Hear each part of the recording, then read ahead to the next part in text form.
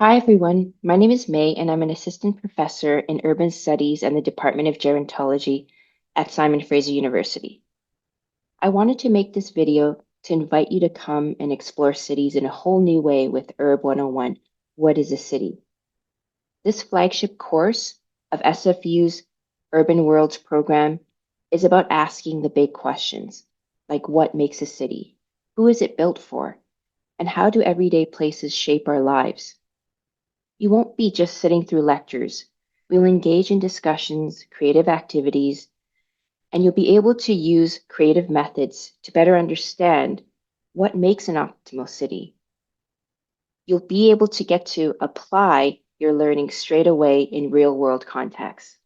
There are no prerequisites, no stress. Just bring your curiosity and interest and see how the world works. Along the way, you'll be able to develop skills that are useful for a range of different careers, from planning to policy to design, community development, and beyond. So join us this fall on SFU's Burnaby campus, Tuesdays from 12:30 to 2:20 p.m. This is your chance to get inspired, make connections, and see the city with fresh eyes. Thanks, and see you soon.